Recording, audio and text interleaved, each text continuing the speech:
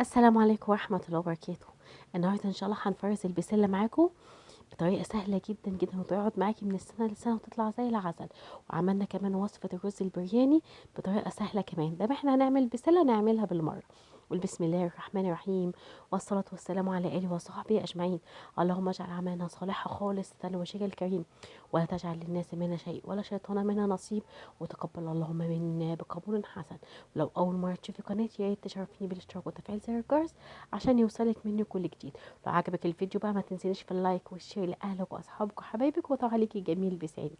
يلا بينا عشان ندخل على الفيديو ونشوف هنعمل ايه النهارده. يلا بينا. اول حاجه انا جبت البسله بتاعتي ومتفصصه معايا جاهزه. انا بصراحه جبتها جاهزه، لقيتها ان هي بنفس السعر اللي انت بتجيبيها، اللي انت بتجيبيها بقشرها لما بتفصل طلع النص بالظبط، فهي نفس السعر بالظبط.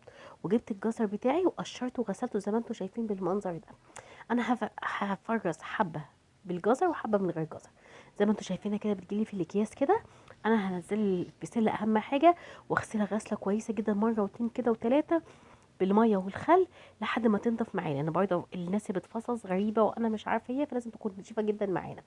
هفرغ بقى الاكياس كده في قلب طبق وابتدي اغسلها واحطها في قلب المصفى بتاعتي زي ما انتم شايفين بالمنظر ده. هبتدي اغسل البسله بتاعتي، وفي الوقت ده انا حاطه الحله على النار في فيها ميه بتغلي. الميه بتاعتي وهي بتغلي هنزل عليها بثلاث معالق كبار من السكر.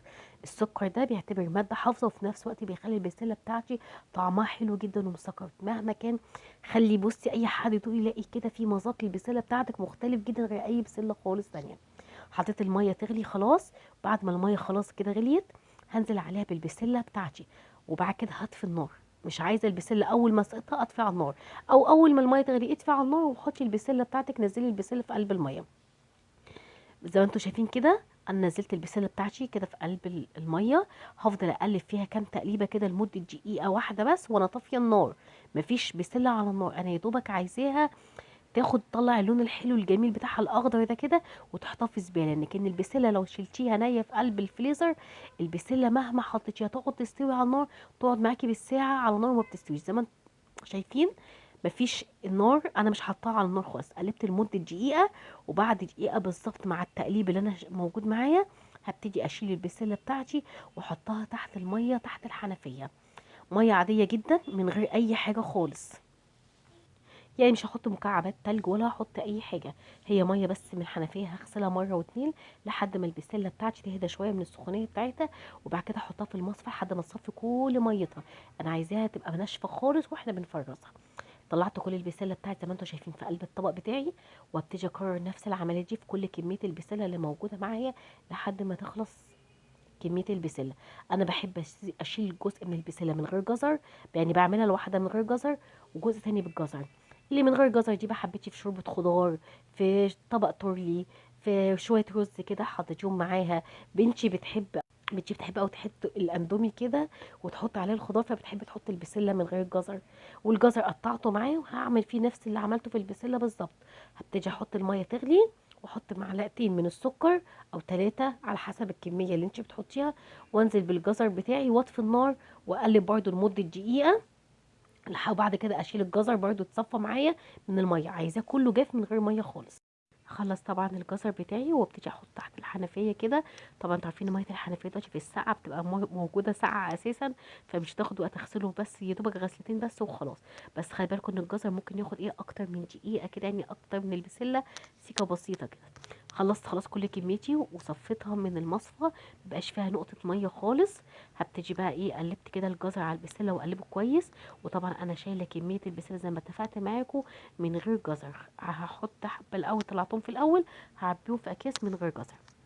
هقلب كل البسله بتاعتي مع الجزر بتاعي، عشان ابتدي اعبيها في قلب اكياس علب على حسب ما انت ما بتحبي تشيليها زي ما انت عايزه. طبعا البسله دي مفيش حد في العيله ما بيحبهاش، وانقاذ ليكي طلعي كيس البسله مزنوق في اي وقت تعمليه، ما ياخدش وقت معانا خالص. طبعا اهم حاجه زي ما قلت لكم ان انا هبتدي اعبيها بس لما تبرد خالص واتاكد ان هي سقعت خالص ومفيش فيها هوا.